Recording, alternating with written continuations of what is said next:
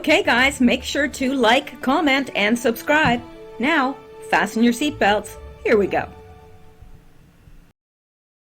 All right, guys, it is Monday, March 9th, and it is 10:13 p.m. I'm getting a little bit of a late start tonight, but you will understand once I tell you what's been happening. Now, if you are new to this channel, please just fast forward a few minutes because this is more geared toward people that have been longtime listeners. All right, well, let's go over here, and we're going to be covering the news concerning the virus. And I think it is getting increasingly more important to do so. But I wanted to let you know what happened last night. I had an emergency with my cat. And, you know, perhaps this is way out there, but whenever I am doing a topic such as the video that I just did that was to finish a series, it seems like strange things happen around me. Very, very bizarre things. That is why I stopped doing it the last time, because I figured, you know what, there is something to this, and I don't know who these people are, but there's strange things happening. So anyway, yesterday I noticed probably it was probably the afternoon, and I thought, I haven't seen Xander all day. And that's not usual, because Xander's, you know, a little over a year and extremely active cat. So I went and found him, and as soon as I looked at him, I knew something was wrong, very wrong. And I picked him up, and he just cried out in pain. He is not able to walk very well, although he is kind of hobbling a little bit today. But anyway, I tried all last night to get him in to see a vet yesterday afternoon and evening. And and I was so upset that I decided not to do a show. And today I've been trying to get him in to see a vet. The quickest appointment I could get is in the morning. So he is in a lot of pain, and I would ask that if you are believers, please pray for him. I know it's a cat and not a human being, but I think that God happens to think that animals are pretty special. Otherwise, I doubt he would have he created them. So I'm just asking that you guys would pray. Something is very, I think, that he has either broken a leg or hip, so not going to be cheap either, but I'm going to do what I have to do to get him out of pain tomorrow. So anyway, that is what's happening, and and I'm a little bit discombobulated today because I've had a lot of running to do. So anyway.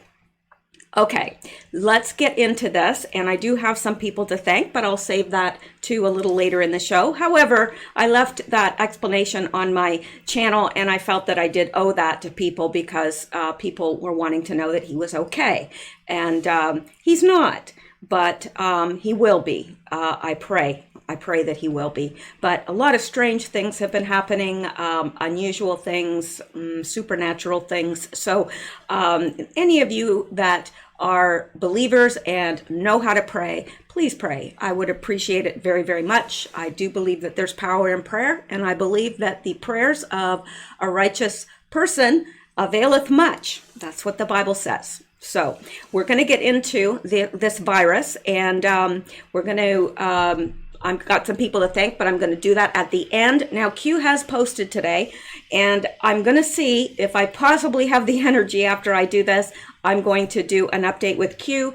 If not, I will do that tomorrow, and, you know, also catch us up with all the other news as well. So, all right, let's get started. Now, this whole thing is taking a very, very ugly turn, if you ask me, because there's so many people making fun of this and just poo-pooing it, saying, oh, it's a hoax, or, oh, it's just the flu. Well, it's interesting because I have a friend that works in the medical field, and it's now in his hospital. I'm not going to tell you where he lives. We've been friends for probably 25 years or more, a long time anyway. And so I trust him. I know him. I trust him. So he has said that it is in his hospital, that there is just something that's come over the hospital. Everybody is very serious. Everybody is very somber. And, usually he said you'll see the nurses kidding around and pinching each other and joking. None of that. None of that at all. So, yeah. Anyway, I think the hospitals are realizing the seriousness of this and the fact that 20% of the people that get it end up in ICU, and there's not enough ICU beds in the United States. So I would just say, before you poo-poo this and whatever, that you would do some of your own research on this and come to your own conclusions. So anyway, I am going to bring you the headlines, though, concerning this. And this one caught me right away and a little bit off guard. So this is probably the most important thing. Representative Matt Gaetz flew on Air Force One with Trump hours before self-quarantine. Seriously? Yes, seriously. This from today. Now, you know that the conservative, CPAC, there was somebody with the virus there that was shaking hands and milling amongst everyone. Almost kind of makes me wonder if that was on purpose. Maybe somebody wanted to spread it to the Republicans. I'm just saying, wouldn't be all that unusual considering everything that they've done up to this point. So Matt Gaetz apparently was shaking hands with this person that now has tested positive for the coronavirus, and he also flew on Air Force One that day, then was told that he had been in contact with this person. There was a picture of him shaking hands with the person, so he has now gone into self-quarantine. But does that mean that the people on Air Force One were exposed? Well, potentially, yes. So that is quite a big concern. And if you are one of those people saying, don't worry about it, it's not a big deal, no. Well, you haven't been paying attention. And, if you think that every single other country is lying about this, but the United States is telling the truth, yeah, something's up with that, really. Really? Like all the countries in the world are in on it except for the United States? Yeah, I don't think so. Now, says Representative Matt Gaetz is awaiting test results for the novel coronavirus after he interacted with an attendee of last month's Conservative Political Action Committee who tested positive for the virus. Gaetz, who was wearing a biohazard gas mask last week on the House floor, is currently under quarantine for a 14-day period. The congressman, however, was seen on Monday boarding the Air Force One aircraft, departing from Orlando to Washington, D.C. with President Trump. Politico reported. Congressman Gaetz had expected COVID-19 to impact Congress given the elevated frequency of travel and human contact, and demonstrated his concern last week on the House floor. A statement on Gaetz' Twitter page claims, adding he is not experiencing symptoms at this time. But as we all know, that symptoms can take up to 40 days. That's correct. 40 days. Somebody tested positive having no symptoms for 43 days. So this little 14-week quarantine doesn't catch everybody. And then there's the people that are told to self-quarantine but decide, it's okay if I go to a bar. It's okay if I go to a movie. It's okay if I go to this concert. Yeah. And meanwhile, if they have it, they're spreading it around. So, yeah. Anyway, let's go back, and there's a lot to get to here, a lot. Now, let's look at this. Okay, lab-made CV. I'm going to be careful with using the trigger words too much because this is being very, very censored. Information like this is being censored, which begs the question, why? I mean, if it's all a big hoax, what do they care? Anyway, lab-made CV triggers debate. The creation of a chimeric SARS-like virus has scientists discussing the risks of gain-of-function research. Ralph Barrick, and in fact, now, if you'll notice, this is written November 16th, 2015. And you're probably saying, why are you bringing this? It's outdated. Of course it's outdated, but it's going to show this was planned. Planned. All of this. An infectious disease researcher at the University of North Carolina at Chapel Hill last week, November 9th, now this is 2015, published a study on his team's efforts to engineer a virus with the surface protein of the SHCO14 CV found in horseshoe bats in China, and the backbone of one that causes human-like severe acute respiratory syndrome, SARS, in mice. The hybrid virus could infect human airway cells and cause disease in mice, according to the team's results, which were published in Nature Medicine. The results demonstrate the ability of the SHC014 surface protein to bind and infect human cells, validating concerns that this virus or other CVs found in bat species may be capable of making the leap to people without first evolving in an intermediate host, Nature reported. They also reignite a debate about whether that information justifies intermediate host, Nature reported. They also they also reignited debate about whether that information justifies the risk of such work. No, it doesn't. This is what it leads to. Known as gain-of-function research. If the new virus escaped, nobody could predict its trajectory. Simon Wayne Hobson, a virologist at the Pasteur Institute in Paris, told Nature. Now, isn't that interesting that they were doing this on bat CV, which is what this particularly virus is. It's got the shell of a bat CV. Okay, that's the shell. Then in it, there has been components of HIV, SARS, and MERS inserted into it. And it's asymptomatic for a long period of time, meaning it's spreading like wildfire without anyone knowing or suspecting.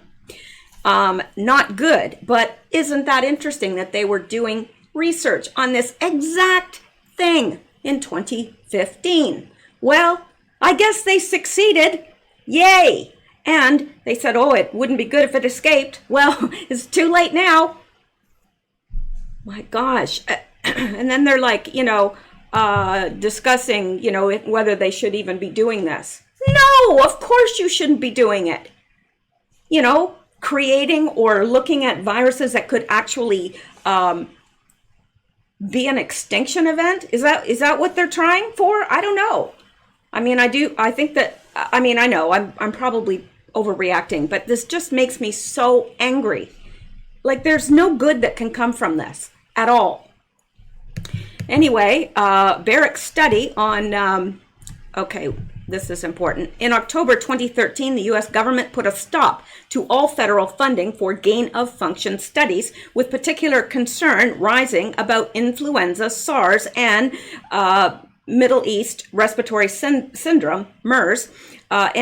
NIH, National Institutes of Health, has funded such studies because they help define the fundamental nature of human pathogen interactions, enable the assessment of the pandemic potential of emerging infection agents, and inform public health and preparedness of efforts. NIH Director Francis Collins said in a statement at the time, these studies, however, also entail biosafety and biosecurity risks, which need to be understood better. Well, heck yeah, they need to be understood better. Barrick's study on the SHC014 chimeric CV began before the moratorium was announced, and the NIH allowed it to proceed during a review process, which eventually led to the conclusion that the work did not fall under the new restrictions, Barrick told Nature.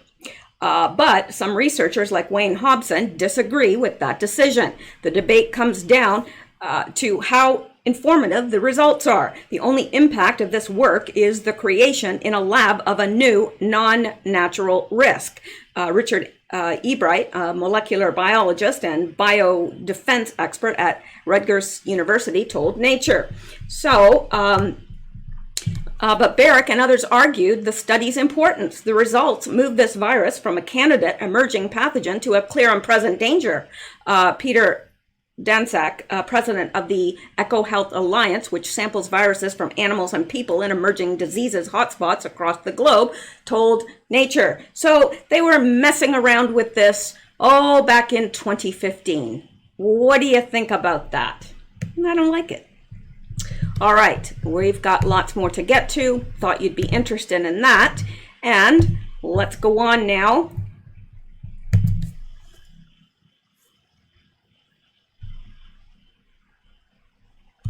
Yeah, this is interesting. Lab made, this is a different article on the exact same thing. It says lab made CV triggers debate. Is that what we just looked at or not?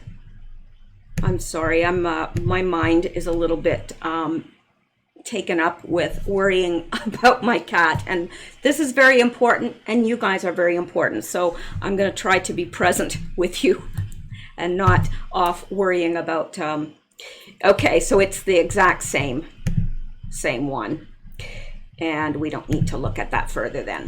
All right, and let's go on here.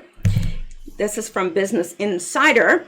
One slide in a leaked presentation. This is very important as well. One slide in a leaked presentation for U.S. hospitals reveals they are preparing for millions of hospitalizations as the outbreak unfolds. Now, this is March 6, 2020, and this corresponds with what I have found in my own type of informal research on this, and also in it's evident that they know. Now, why they're trying to calm everybody down by saying it's just the flu, more people die from the flu. So far.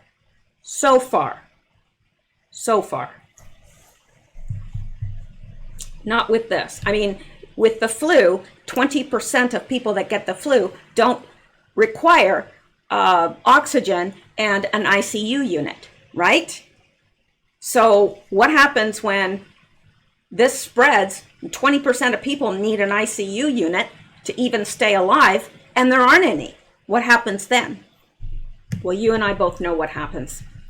Now, it says hospitals are confronting the rising threat of the CV in the U.S. The spread of the CV outbreak in the U.S. could push healthcare systems to its limits, as it has done everywhere else it has landed. It has overwhelmed the hospitals very quickly. I do believe that this has been circulating out there. It's inevitable because we haven't been testing. So, how long it's going to take the hospitals to fill up, I don't know, but it's starting. In February, a webinar presentation hosted by the American Hospital Association, an expert laid out best guess estimates about how many Americans could be impacted. He projected that there could be as many as 96 million cases in the U.S., 4.8 million hospitalizations, and 480,000 deaths associated with the CV. Now, I've heard other estimates that are a lot north of that figure. So, yeah, and I'm not going to read all the ins and outs of this, but it says at this point, and there are a lot of epidemiologists and virologists and so forth that are disagreeing that the R naught is as low as 2.5. They're actually thinking it is a much higher, and the doubling time is 7 to 10 days. Community attack rate is 30 to 40%. Cases requiring hospitalization, well, it's saying 5% here, but the epidemiologists and virologists overseas are saying something quite different. Now, is it a different virus? Is it a different form of the virus that we have in America? I don't know. because it does seem like there are two different strains that are circulating. Cases requiring ventilatory support, 1%. So anyway, 96 million cases in the US. So I don't actually believe that, I don't know. We'll have to see. None of us know. This is new. It's uncharted territory. So the only thing that we can go by is by the countries where it's already hit. Now, we'll never know the truth from China, ever. And why would they give us the truth? Really, it's a communist regime. They've always been highly secretive. And, you know, are they going to tell us the real number and make themselves appear weak? No, they're not going to do that. And but Italy has been much more forthcoming, very forthcoming. And the pictures out of Iran are just plain scary. Now, I don't think Iran is dealing with it properly. I don't think that they're doing much of anything, and it's just running unchecked through Iran. So I did have a video. I'm not sure if it's in the links that I have here or not, but a video that came out of Iran was absolutely shocking for the amount of bodies.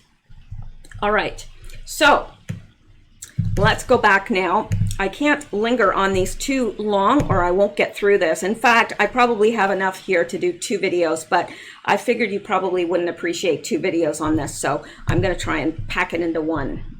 Okay, and it says here, this is BNO Newsroom, breaking: U.S. Senator Ted Cruz says he'll be staying home this week after a person he had brief interaction with at CPEC tested positive for coronavirus. So here we've got Matt Gaetz, that's self-quarantining, and also Senator Ted Cruz. Now, no Democrats that I know of. Cruz says the interaction with a person who tested positive for coronavirus lasted less than a minute. He does not have any symptoms, saying, "I feel fine and healthy." Well, so does everybody else that gets it. They feel great for some up to 21 days, some up to 40 days. They feel fine until suddenly they're not. All right, but I'm sure they'll be getting testing for both Matt Gaetz and Ted Cruz. I'm quite certain of that. I don't think that they want to take the risk of losing them or letting them be very, very ill. Anyway, 35 more patients have tested in the Washington nursing home. 31 have come back positive. 31 of 35. Wow.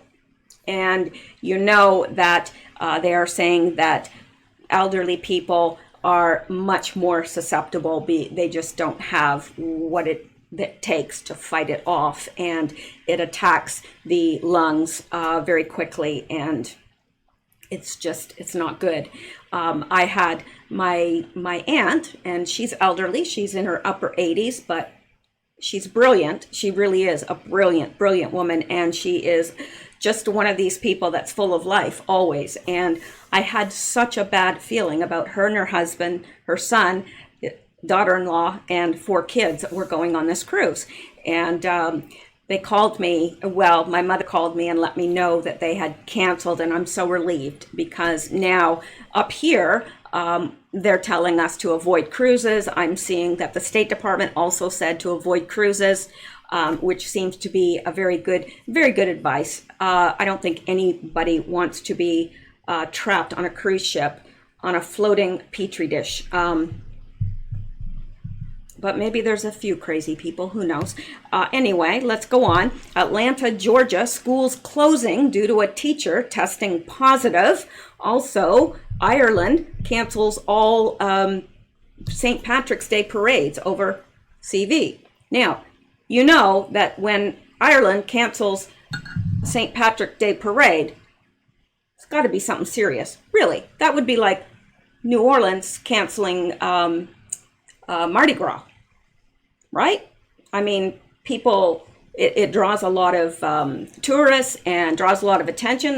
When you think about Ireland, isn't that what you think about? St. Patrick's Day and four-leaf clover and Guinness beer. That's what most people think about. All right. Now, doctors in Italy, and this should concern us as well, because, and think about this, if you were CEO of a hospital and you knew you only had so many ICU units, right? Would you not prioritize who gets those units? And don't you think that making a hard decision, you would probably give that to younger people rather than the elderly? Well, that's what's happening in Italy. And it's very sad. It's sad because, you know, but I don't know. I mean, if you're faced with a situation like that, doctors in Italy are now advised to choose who to treat based on age and condition because a CV emergency is so serious. An Italian senator said it's a guideline now, but may become mandatory. So I do worry about the elderly, and I know that my parents are both taking this very seriously, and they are not in any stretch conspiracy people or people that jump on any bandwagon at all. They're just not. So it surprised me how adamant they were. They wanted to go see a movie and they were like, no, not going to do it. So I don't know if that's entirely necessary, but I know I'm limiting contact with people. I'm a real hugger. I love to hug people. Not so much now. I'm keeping my distance because I don't know. I could have it. They could have it. Who knows? I mean, the chances are very minuscule at this point, but nobody knows. It's definitely in this area that I'm living in. So, and this breaking news, Italy is on the verge to approve lockdown of entire country to contain CV outbreak. Now, have you ever heard of an entire country being shut down because of the flu? Have you ever heard of millions and millions of people being actually at one point, 1 in 10 people on this earth was in some form of quarantine? That's correct. That's right. I mean, you can look up the statistics for yourself. Anyway, they're going to lock down the entire country. People will be allowed to move in between regions only, to be allowed to move in regions only, if able to prove with certificate a working or health reason good enough to justify those movements. And this is so funny because I was just talking about this with a friend and saying, yeah, I think that it's going to come down to if you don't have to travel, they won't let you travel. And they'll decide what's an emergency and what isn't. You know, if they lock down an area and you say, oh, I've got to go over here, I need to shop or I need to do this or whatever, they're going to say, no, afraid not. And if you say, well, but I've got a sick whatever over here, they're still not going to let you travel. And that's what we're seeing. That's what we saw in China, but of course it's China. But we're seeing that in other countries as well as Italy, and that's what it's going to come to. And let's look at this.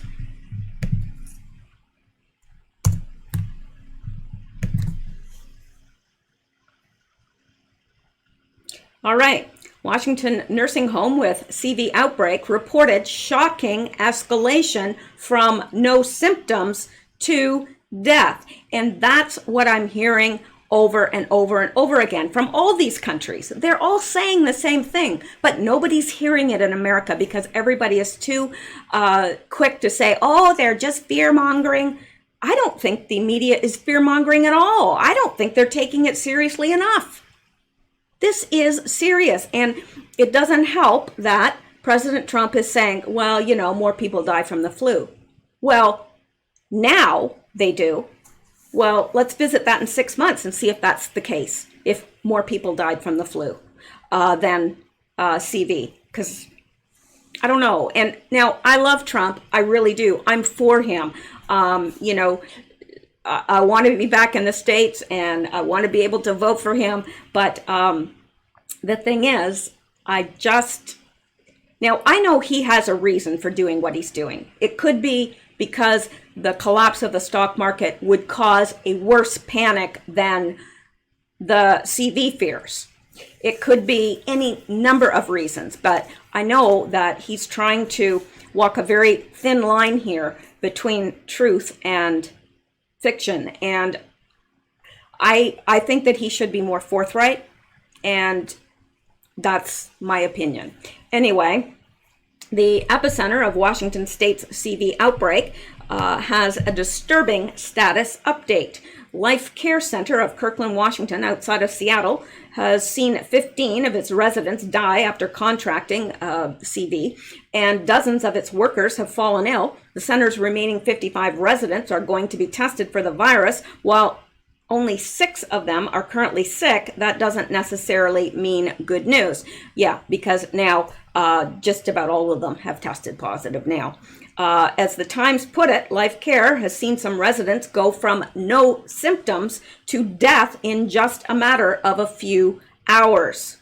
Yeah, just like the flu, right? It was surprising and shocking to us that we have seen that level of escalation from symptoms to death, said Tim Killian, a spokesperson for the nursing home. Efforts to contain the spread from Life Care aren't going well either, seeing as 70% of the center's 180 workers were out sick as of Sunday, but there weren't enough test kits yet for them, the Times reports. 3 of those workers have been hospitalized. 1 of them tested positive. It's important to note Washington State has reported just 3 deaths from the new CV that weren't tied to the nursing home. Life Care is home to people who are elderly or recovering from illness, so those who died likely had weaker immune systems and were more susceptible to CV. Kids and adults have done extremely well in terms of recovery so far. Dr. Jeremy Faust, an emergency medicine doctor at Brigham and Women's Hospital in Boston, notes to ABC News, Washington has second highest number of both CV deaths and cases among all U.S. states, while New York has 142 cases and 0 deaths that we know of. All right. So, yeah, and I am hearing that it's not affecting young people as much. So that's good. For whatever reason that is, I don't know, but it does not seem to be affecting them as readily as young adults, middle-aged, and elderly. All right, so let's go back and let's look at this. Breaking. Washington, D.C. priest has CV. He offered communion and shook hands with more than 500 worshipers last week and on February 24th. So, yeah. And here, this is Sam Sweeney from ABC. Breaking, a DC priest has CV. He offered communion and shook hands with more than 500 worshipers last week. And on February 24th, all worshipers who visited the Christ Church in Georgetown must self-quarantine. Church is canceled for the first time since the 1800s. Now, telling people, okay, so there's 500 people that potentially could have this now. Of those, I'm sure some will have it. And they're just saying, yeah, just self-quarantine. Do you trust all 500 people to self-quarantine? Because I sure don't. And I think anybody that's been alive on this earth for more than probably 10 years can, have a reasonable doubt about the... Not all human beings are going to do what's in the best interest of other human beings because they are selfish people. Anyway, this I found very interesting, and boy, can I relate to this, because every time I do one of these videos, I get just so much spam and people calling me an idiot, and are you this stupid, are you this gullible, what have you. And now I'm just gonna, you know what? I don't care. You guys can say whatever you want, but I feel the need to get this out there, and that's what I'm gonna do. So you're not gonna discourage me from doing this. And That's all I have to say about that. Now, I am going to keep covering the other news and Q and what have you, but I do feel it extremely necessary to cover this. All right. It says, anyone else tired of talking to a brick wall? Oh, me. I'm done trying to tell people. Everybody laughs it off, feeds me the line about it being a media hype and just like the flu, and goes about business as usual. Meanwhile, China was shut down for months. Italian hospitals are filling up. The economy is crumbling and the virus is spreading in the wild in the US.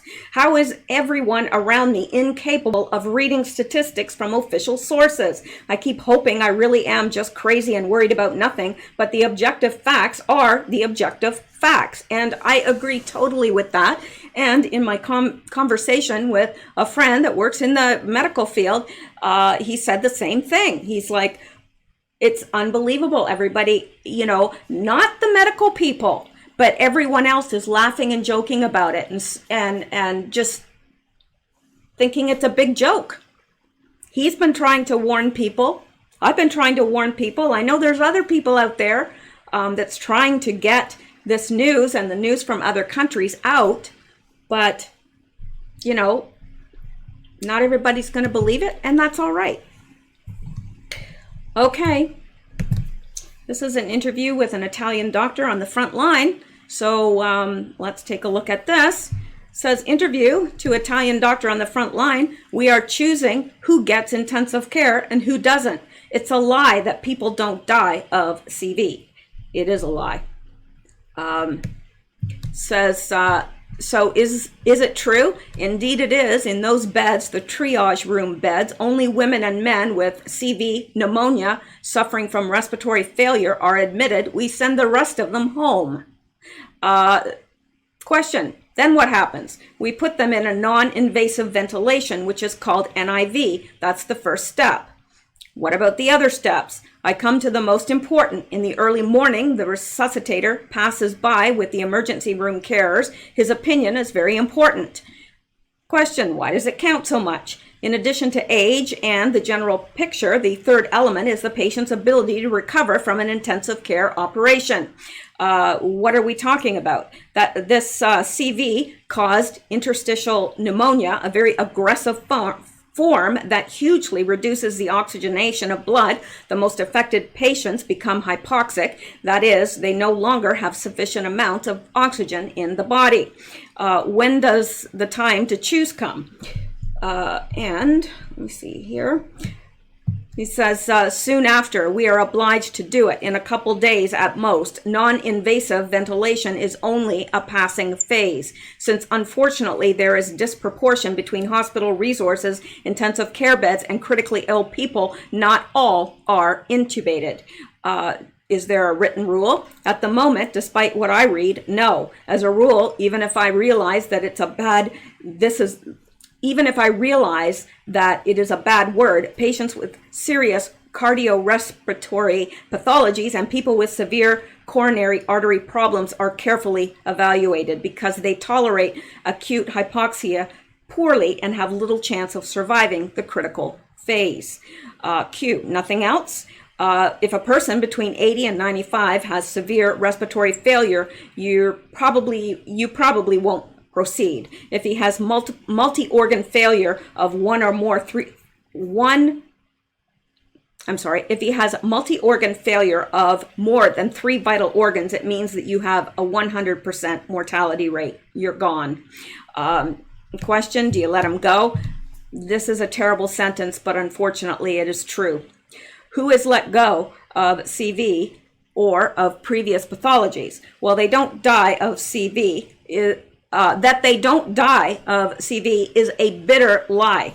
It is not even respectful of those who leave us. They die of CV because in its critical form, interstitial pneumonia affects previous respiratory problems and the patient can no longer bear the situation. The death is caused by the virus, not by anything else. And you doctors, can you endure the situation? Some come out crushed. It happens to the primary and to the newly arrived boy who finds himself in the early morning having to decide the fate of a human being. On a large scale, I repeat it. Question, doesn't it bother you to be the arbiter of life and death of a human being? For now, I sleep at night because I know that the choice is based on the assumption that someone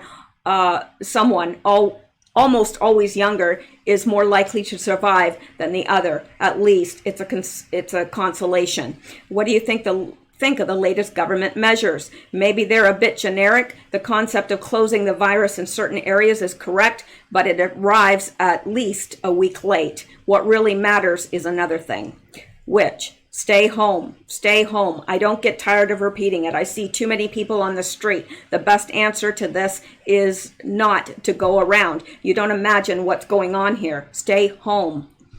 Question, is there a shortage of staff? We're all doing everything. We anesthetics perform support shifts in our operating room, which manages Bergamo, Brescia, and Sondrio. Other ambulance doctors end up in the ward triage room. Today, it's up to me. In the big room, exact. Many of my colleagues are accusing this situation. It is not only the workload, but the emotional one, which is devastating.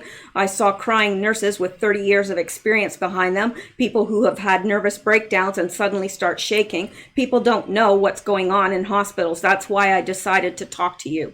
Does the right to care still exist? Right now, he is threatened by the fact that the system is unable to take on the ordinary and the extraordinary at the same time. Standard treatments can have serious delays. And see, that's the other thing. You know, it's not just the CV. If you have a heart condition or some other condition that might require, you know, an emergency room visit, well, if that whole emergency room is taken up with CV patients, then you're going to get delayed, and that is another problem. And now, excuse me, this doctor's first language is not English, so that is why, you know, it sounds a little bit. So can you give me an example? Normally, the call for a heart attack is processed in minutes. Now it can happen that you wait even for an hour or more. Do you find an explanation for all this? I'm not looking for one. I tell myself it's like war surgery. We only try to save the skin of those who can do it. That's what's going on. So if that's what's happening in Italy, who's, you know, they're a very civilized country. Do you think that we're above that here? I mean, we just have to look at what's going on other places to know what's going to happen here, unless we have a totally different form of the virus here, which nobody has said that so far. Anyway, let's go on. Okay. American Association of Orthopedic Surgeons proceeding with its annual conference despite warnings, 30,000 doctors and other attendees expected in Florida. Stupid. Really, really stupid. And let's look at this. You know, let's look at these people that say, oh, you know, it's just like the flu. Well, this is from the WHO's own statistics. This is the R0 and estimated mortality rate of influenza, Spanish flu, and CV. And I'm calling it that on purpose because, you know. So let's look at this.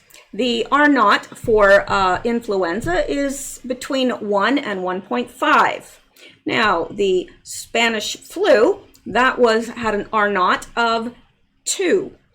This has an R0 of between 2 and 2.5, the CV. So this has, it's more easily spread than both the flu and the Spanish flu, which killed so many people in 1918. Now let's go over here. Estimated mortality rate. Well, here's the flu right here. Wow, less than 1%. And let's look at the Spanish flu. Oh, it was about between 2 and 3%. And let's look at this, CV. It's between 3 and 4% mortality rate. And I would suggest it's much higher because we're not being told the correct numbers. So, Yeah, there's the mortality rate of flu. There's the mortality rate of CV. Now, think about this. Sure, it's true. Flu has killed more people than CV at this point in the US and in Canada. Sure, that's true. But that's because more people have the flu. I mean, it's been here forever, and every year people get the flu, and those that are elderly or extremely young can die. We know that. Everybody knows that. But what happens when the same amount of people that have the flu get the CV or more? Well, then you're going to see it's not the flu. All right. Okay. Now, let's look at this. I'm not going to get through all these. I know I'm not. But now this from Zero Hedge, this is the most frightening disease I've ever encountered in my career, says architect of national pandemic strategy. Now, this was yesterday's news. An infectious disease expert at the forefront of the search for a CV vaccine said on Friday that it's the most frightening disease he's ever encountered, and that war is an appropriate analogy for what the country is facing, as 50 to 70% of the global population may become infected. Oh, I'm sure this person's just, this infectious disease expert, I'm sure, he doesn't know what he's talking about. Dr. Richard Hatchett, who sat on the White House Homeland Security Council in 2005 to 2006 and was a principal author of the National Strategy for Pandemic Influenza Implementation Plan and currently heads the Coalition for Epidemic Preparedness Innovations, told UK's Channel 4, "This is the most frightening disease I've ever encountered in my career, and that includes Ebola, it includes MERS, it includes SARS, and it's frightening because of the combination of infectiousness and a lethality that appears to be many-fold higher than the flu. He feels this way because of the combination of infectiousness and a lethality that appears to be many times higher than the flu." When asked what concerns him the most about the CV, Hatchett said, "I think the most concerning thing about this virus is the combination of infectiousness and the ability to cause severe disease or death, and we have not, since 1918, the Spanish flu, seen a virus that combined these two qualities in the same way. We have seen very lethal viruses. We have seen certainly Ebola or Nipah or any of the other diseases that CEPI, the organization that I run, works on, but those viruses had high mortality rates. Ebola's mortality rate in some settings is greater than 80%, but they don't have the infectiousness that this does. They don't have that potential to explode and spread globally." Hatchett added, "I don't think it's a crazy analogy to compare this to World War II. The World Health Organization is using those kind of terms. They have seen what this virus is capable of doing." He then said that coronavirus has the potential to cause a global pandemic if we're not already there. We are. Turning to how the virus has spread around the world, Hatchett said Singapore and Hong Kong did not shut themselves down, but they have mounted very aggressive responses. Contact tracing is very important. The voluntary quarantine of contacts is very important. The isolation of cases is important. I think there may be a time to close schools. Created 3 years ago to fight emerging diseases that threaten global health, the Coalition for Epidemic Preparedness Innovations is a partnership of governments, industry, and charities. All right, so that's what he's saying. And let's go back. All right. All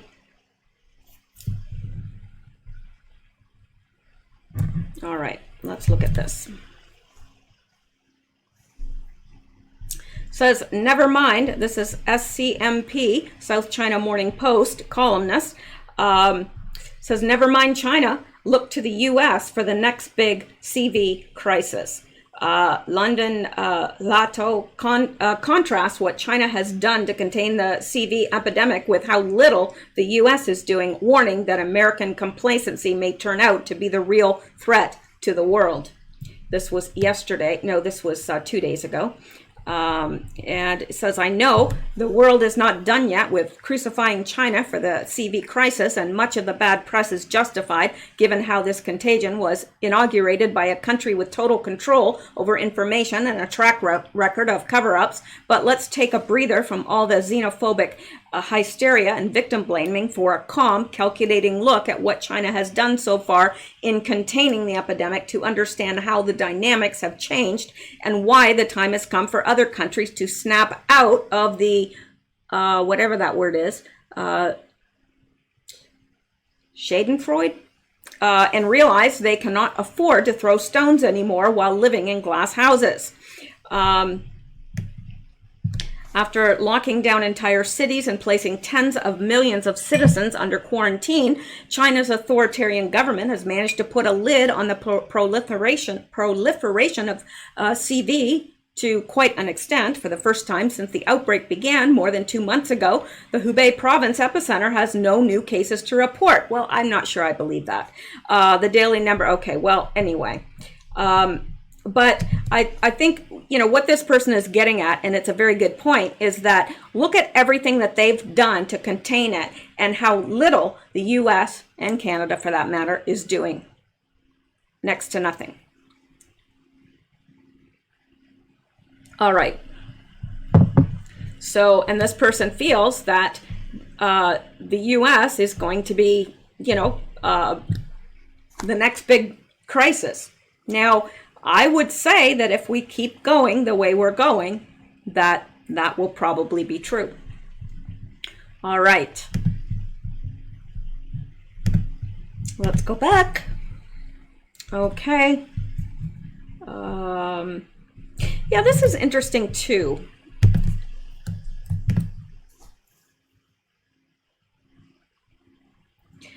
Okay, it says Fox News live stream of Bernie Sanders' CV roundtable cuts out as epidemiology expert begins to go over predictions for the coming weeks.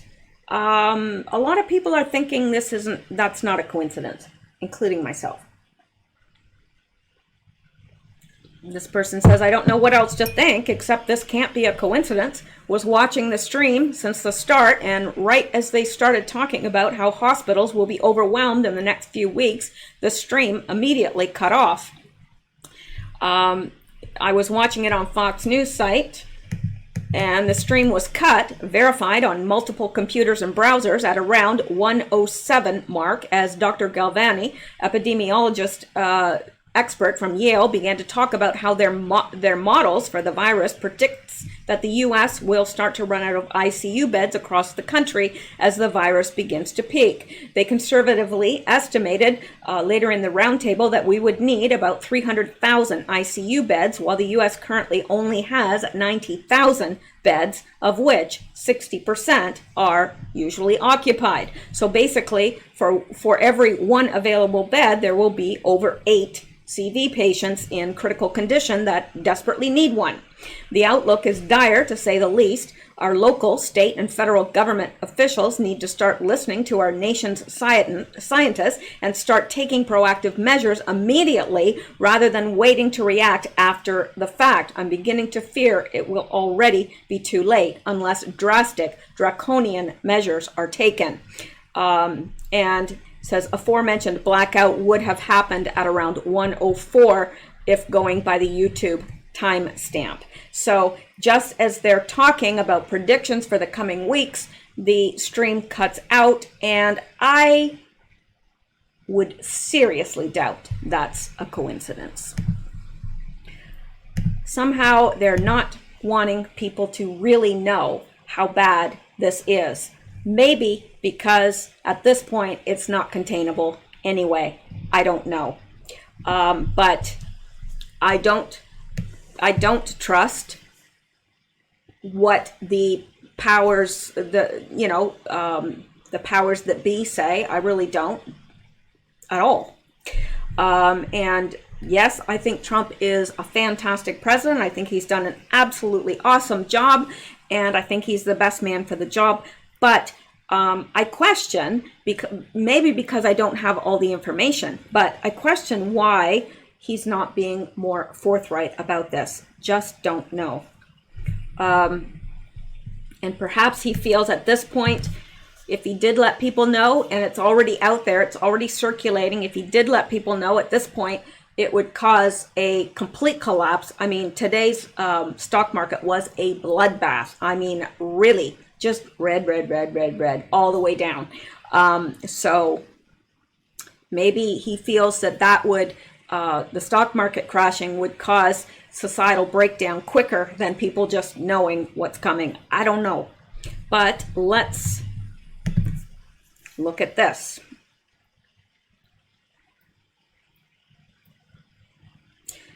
The CDC can declare endemic in a hard-hit area and stop testing for CV. What a good way of sweeping CV threat under the rug.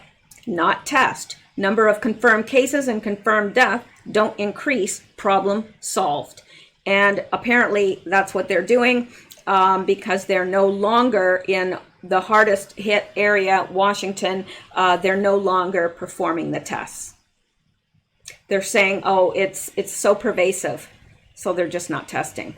Also, notice that they claim there is an increased risk of transmission when performing any of the nasopharyngeal testing. What a creative excuse for not wanting to perform the tests. Yeah, it's kind of like, you don't test, it's not there, right? You can say, oh, that person had pneumonia. Oh, they just had a bad case of the flu. Yeah, it killed them, but just the flu. So, yeah, they're playing games with us. They are playing games with us. They are. And I'm sorry, I know some of you, because of normalcy bias, will say, oh, no, they're not. No, they're not. Yeah, they are. Whether it's the deep state, who it is, I don't know.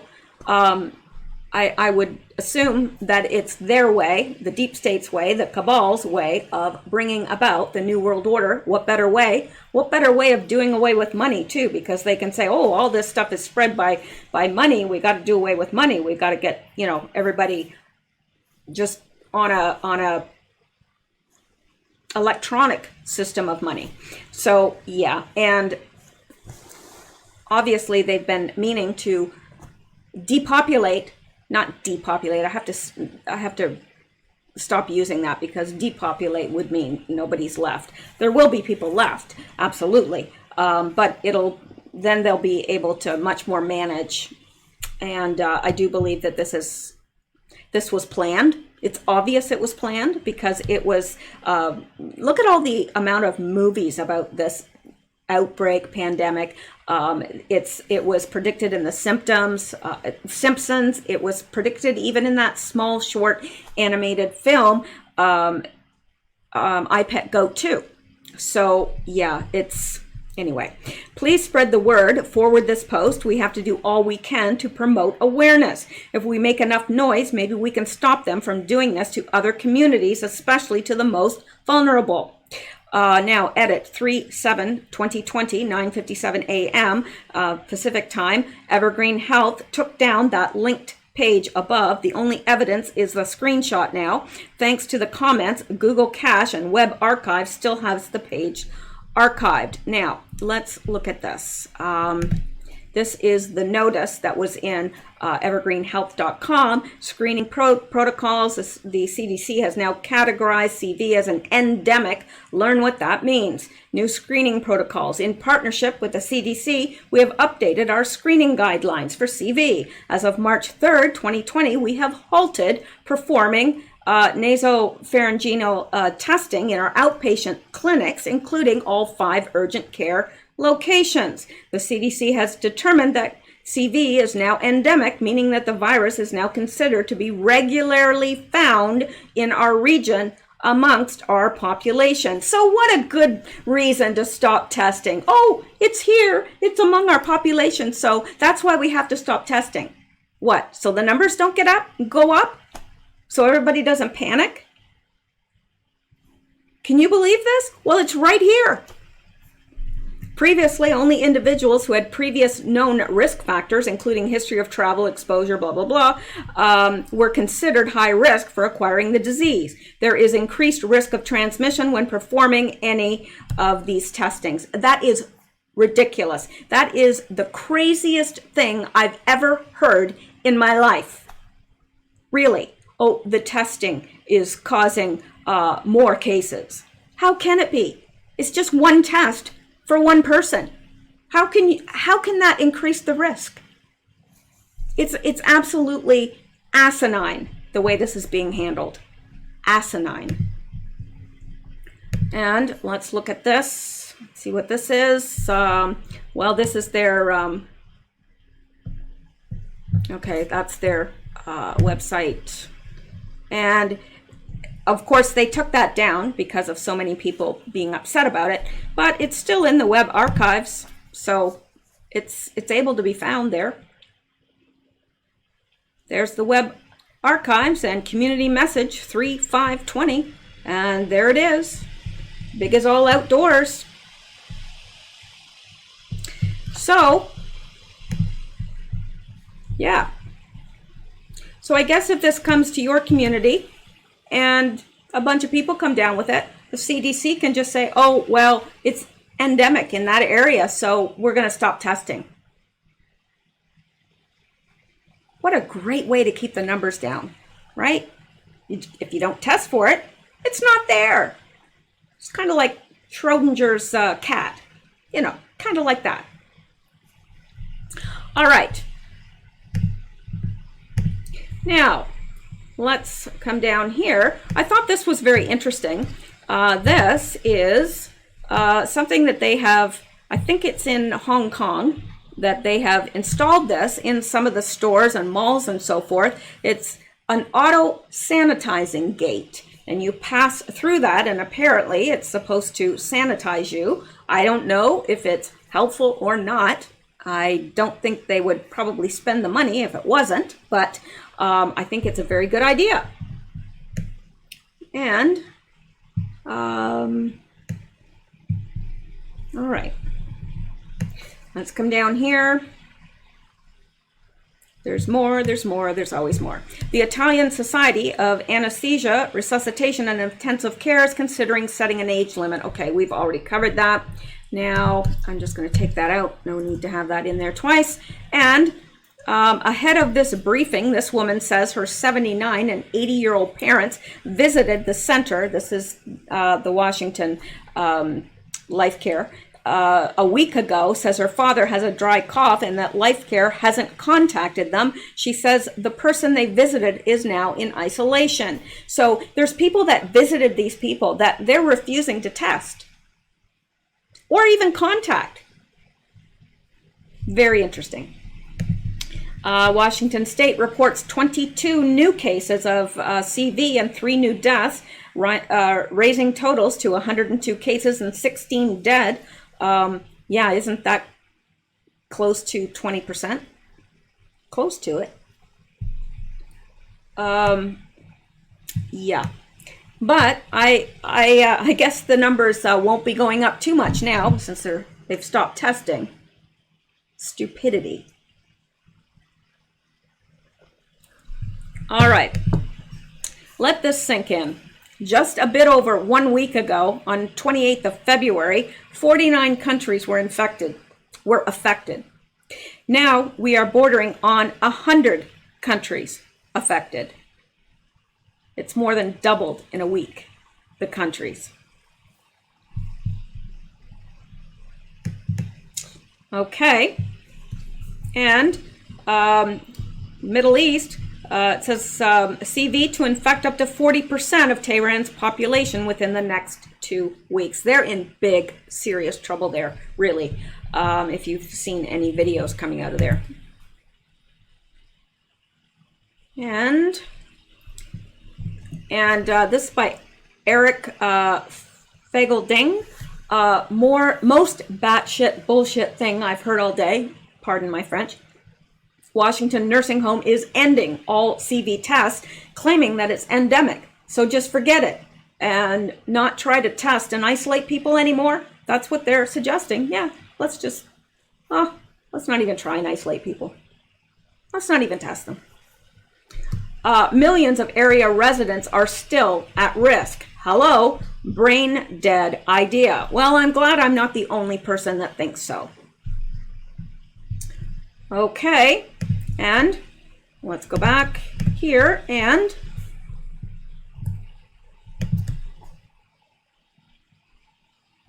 more CV cases linked to Biogen meeting at Boston hotel. So there you go, Boston. More presumptive positive CV cases were linked Friday to a Biogen meeting in Boston last week. Brigham and Women's Hospital announced Friday afternoon that they were asked to help test people who were at the conference. The Cambridge-based biotechnology company held a conference at the Marriott Long Wharf, and at least 8 people from the gathering have been infected. State and city officials announced Friday of the 8, 3 are from Boston, 1 is from Wellesley, and the other 1 is from Norfolk County. 2 are employees from Europe, and the other is from Tennessee. As we heard yesterday, 3 travelers who visited Boston last week for the conference in the city, the Biogen conference, have been diagnosed with the CV, said Boston Mayor Marty Walsh. That includes the Tennessee case announced by their health department yesterday that incorporated Massachusetts in that. None of these travelers are Boston residents. We now have new information that there have been 3 confirmed cases of CV tracing back to the same Biogen meeting. Officials said the 3 Boston residents are 2 women and a man, all in their 40s, and that 2 of them are showing symptoms of the virus. It was a leadership meeting, and it was held at the Long Wharf Marriott here in Boston, said Chief of Health and Human Services for Boston, Marty Martinez, and health officials have been working with them to look at cleaning protocols, procedures, so we can help them make sure they mitigate any risk to the space. Well, Sweet Pea, the space is not at risk. The people that enter that space are at risk. But we know what you mean. So anyway, there's 175 people at the meeting. Biogen said Thursday it was directed any employee who attended the conference to work from home for 2 weeks. 2 weeks is not enough. An alert sent out from the Harvard School of Public Health said that the school was notified by Brigham and Women's Hospital that 60 people were being evaluated at the hospital for CV. The hospital released a statement Friday afternoon. The Massachusetts Department of Public Health asked Brigham and Women's Hospital to assist in testing individuals who attended the Biogen conference in Boston last week for CV. We have activated our central ambulatory screening and testing plan and will test patients outside of the hospital in the ambulance bay. Now, there are some smart people. There are some people that are handling it appropriately. Our emergency medicine colleagues will manage the testing, and individuals will return home to await results. We do not anticipate any influx of inpatients or any impact to hospital operations or normal patient activity. Now, it would be smarter to have quarantined them and made sure that they stayed quarantined, but apparently we're not doing that in this country. So and I understand. I don't think I would want to be quarantined against my will, but on the other hand, if it saved other people's lives, I would gladly do so. Well, maybe not gladly, but I would do so. So let's go on here because we've still got a lot to get to, and because of the subject matter of this, I think it will probably take a long time to upload, and it may take 2 or 3 times because, well, that's what YouTube does to punish people that aren't giving the acceptable narrative. All right. So we looked at that. I may have to leave some of this. And it says Italy's ANSA news agency is now also reporting that according to a draft decree, Lombardy and 11 provinces will be put on lockdown. It is expected to be approved in the next few hours, but the draft is still subject to change. So, yeah. And just see, I'm trying to get to some of these smaller ones. I'm going to have to come back to this other stuff another time, but probably by the time that I do another video on this, it's going to be outdated anyway, because the situation is so fluid, rapidly changing. So Italy reports 1,247 new cases of CV and 36 new deaths, raising total to 5,883 cases and 233 dead. And it says in Italy, 13 million people are now quarantined. And to put things into perspective, Italy had 20 cases exactly 2 weeks ago. 20. Yeah. And Germany is now in the top 5 of countries with most infected people. The government still doesn't do anything. I believe that some of these countries are wanting it to spread. For what reason? I don't know, unless it's that they are part of this globalization, this new world order, that they want to bring down the population. I don't know what the end game is here, but it's not good. And leader of Italy's co-ruling Democratic Party tests positive for coronavirus. Iraqi Shia Muslim leader contracts CV during his visit to the city of Qom.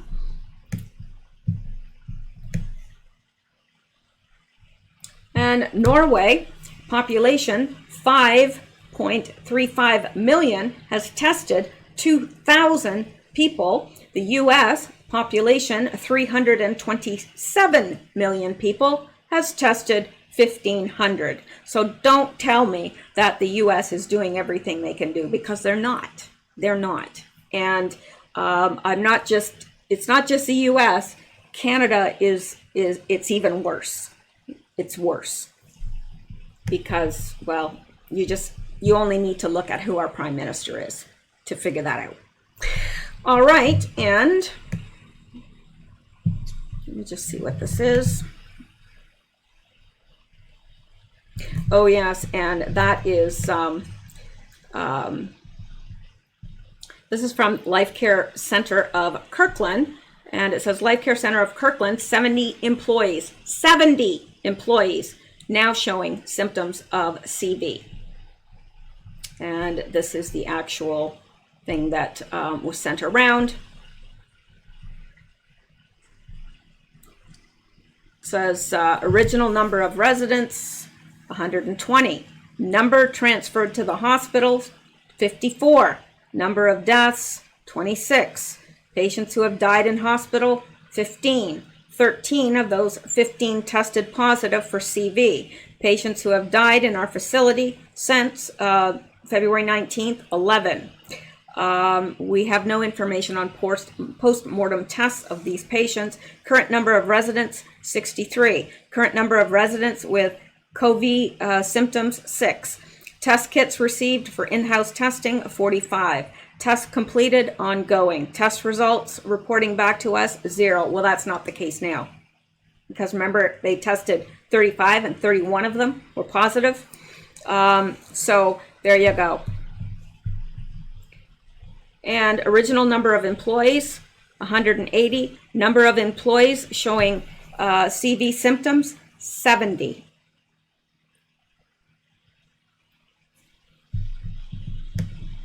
So, not good, people,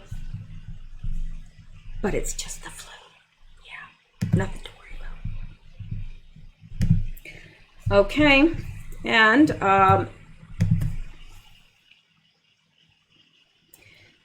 366 CV deaths in Italy. Saudi schools shut. Live updates.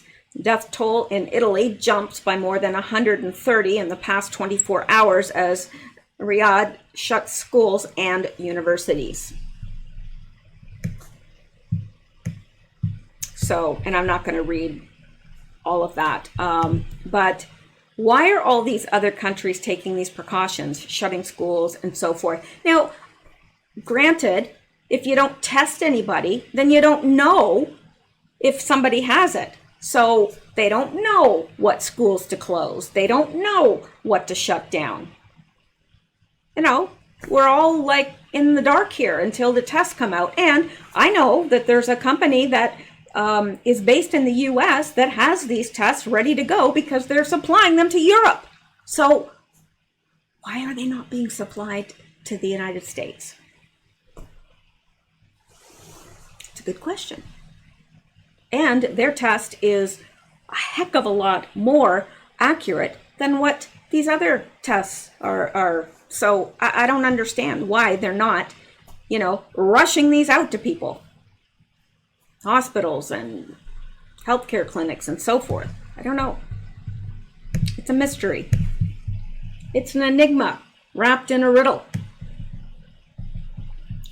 Okay, well, I do have, oh, yes. This is happening a lot. People that tested positive were cured, so to speak, because they no longer had symptoms and they no longer tested positive to the virus, but they leave and shortly after they test positive again, and it's happening a lot. China cannot explain death of a cured coronavirus patient. So let's take a look at this. And by the way, I don't know, I just saw this over here. Hillary Clinton. I mean, I'm not somebody that's into all this, you know, cloning stuff. I don't know.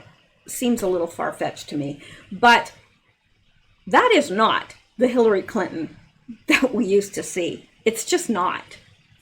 I don't know. Anyway, I'm way off topic there.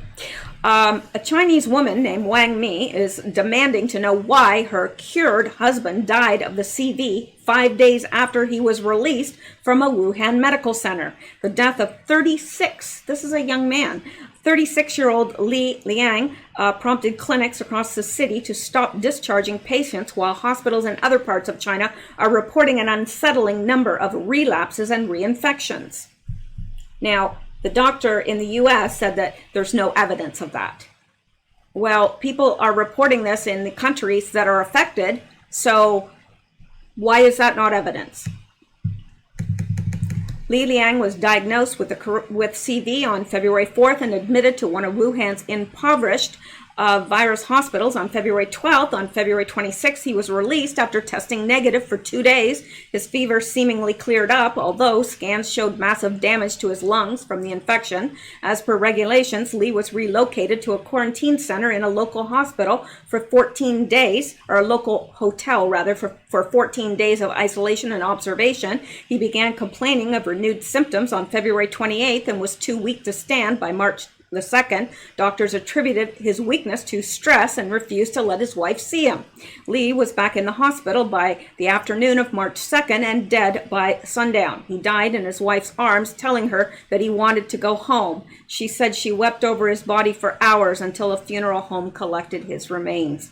Wang Mi told the South China Morning Post on Friday that she had been calling local government officials every day looking for an explanation of her husband's death. He only had a low temperature when he was admitted, only just a bit of coughing. In hospital, he took herbal medicine twice a day. Later, he even became a volunteer at the hospital moving supplies, she said. Doctors consulted by the SCMP said the CAT scan showed damage to Li's lungs 3 days before he was released, was concerning but not proof that his CV infection had returned. Wang Mi was especially angry that the quarantine hotel did not seem to be monitoring her husband's condition carefully. She had to call for help to get his medical staff to examine him during his final hours, and she had to call for an ambulance herself when she was told he needed to return to the hospital, a journey he did not live to complete.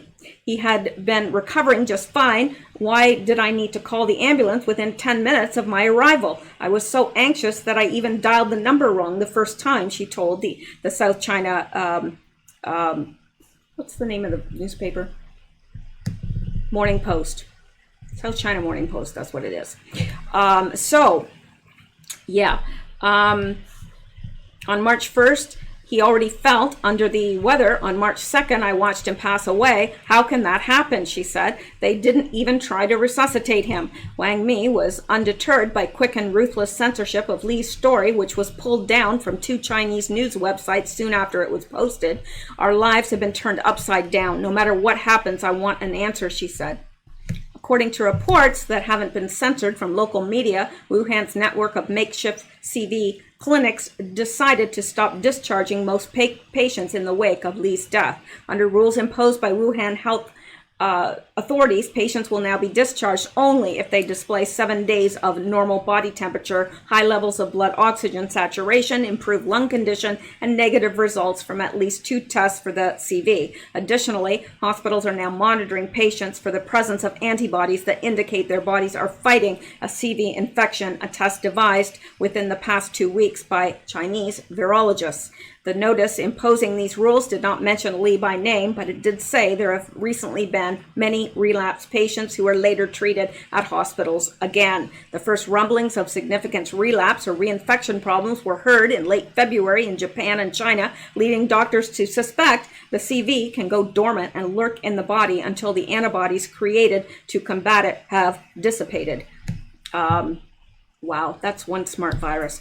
Another complication is that scientists believe there are at least 2 strains of the Wuhan coronavirus, one of them more virulent and dangerous than the other. The significance of the second strain is still hotly debated among epidemiologists, but it could complicate the lives of patients who recover from one strain and are subsequently exposed to the other. A significant danger for patients like Li, who are obliged to spend a long period recovering in one of China's impoverished, crowded, and dubiously sanitary quarantine facilities. So, there's that.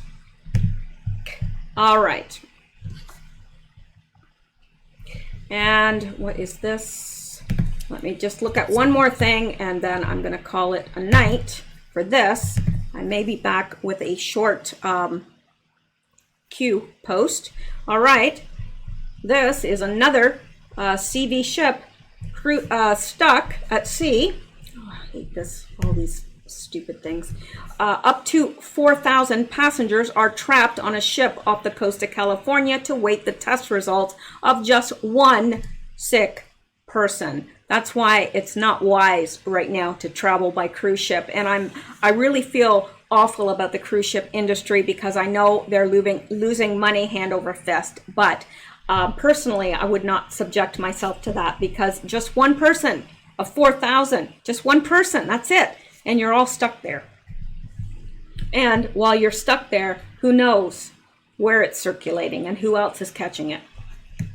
So, all right, I think that is enough for tonight. Now, I may be back. I'm going to look at the Q post and see if it's something that I can address quite quickly because I would like to get that out. However, I do have to get up at the crack of stupid to take my cat to get x-rayed and examined. So anyway, so that's it for this video. And I thank you guys. Now, let me see here. I do have some people to thank. Don't want to forget that. It's very important. All right. Now, we had the following coffee donations. I always want to call them donators, but they're not donators. Anyway, thank you very much. Anon, Driver, and Neil Hugo. Thank you so very, very much. And had some snail mail. Karen T. from Maine. Thank you. And Gail R. from Arkansas. I will check that out. And Anon from Alaska, he sent some information for me and a donation, but didn't include his or her name. So anyway, thank you, whoever you are. I did get that information and I have looked over it and I do thank you for that. I appreciate it. So that is it for tonight. I will sign off for now and I'll be back, Lord willing, tomorrow. So yeah, and again, there may be another short video on the Q post tonight, and there may not be, depending on how much work it'll take to discern it and get it out there, because I do have to get up at an ungodly hour. Yeah. Anyway, You guys have a great night. You stay safe. Keep washing your hands. Get some hand sanitizer. Use it to clean the carts that you're pushing at the grocery store and so forth. If you're visiting public washrooms, don't grab the handle on the way out. Use your sleeve or paper towel. All these things do help. And avoid contact with large crowds. You know, if you're sitting in a very crowded theater, you're very close up to people. And, you know, if one person in that theater has it, well, chances are you could too. So just be cautious. No fear, just preparation and caution. That's all. So thank you guys so much. I appreciate you all, and stay safe, and I will see you in the next video. Good night.